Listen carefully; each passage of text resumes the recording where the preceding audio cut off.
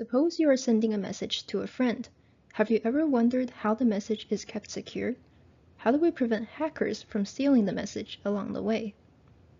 It turns out that the message is encrypted into ciphertext when it's sent. When it's received, it is decrypted back to the original message. In this video, we will explore the basics of public key encryption and dive into the specifics of the RSA algorithm, one of the most widely used encryption methods. First, let's examine the public key encryption system. In this system, we have a public key and a private key. The public key can be accessed by anyone. Any person can encrypt the message with the public key, which generates a ciphertext. But only those who have the corresponding private key can decrypt the ciphertext to obtain the original message. For example, Bob can encrypt the message with Alice's public key and send it to Alice.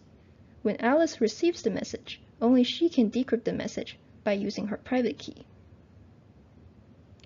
Now, we will investigate a specific public key crypto system, the RSA algorithm. In this algorithm, we find three very large positive integers, e, d, and n, such that for all m greater than or equal to 0 and less than n, m to the power e raised to the power d has the same remainder as m when divided by n. In other words, they are congruent modulo n. Here, e and n form the public key, d is the private key, and m represents the message. Raising m to the power e modulo n encrypts the message, which generates the ciphertext. To decrypt the ciphertext, we raise it to the power d modulo n.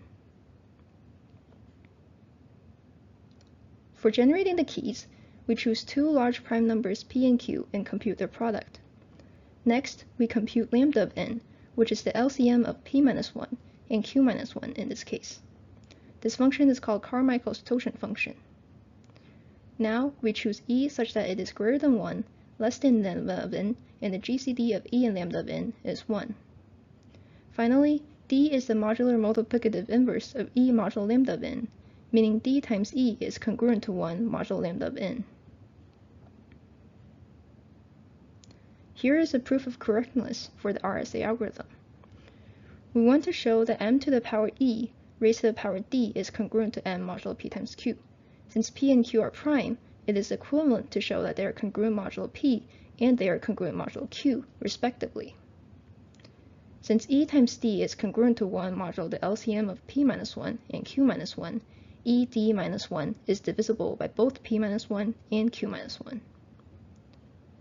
If m is congruent to 0 modulo p, it is trivial.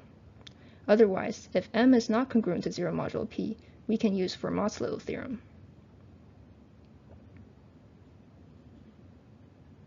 These steps complete the process for showing they are congruent modulo p.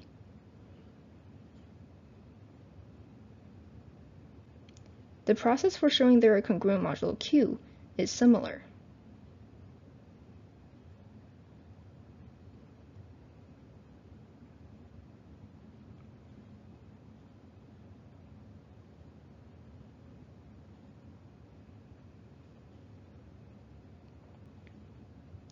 To summarize, in this video, we discussed public key encryption and the RSA algorithm. The public key crypto system uses a public key and a private key. The RSA algorithm is a type of public key crypto system.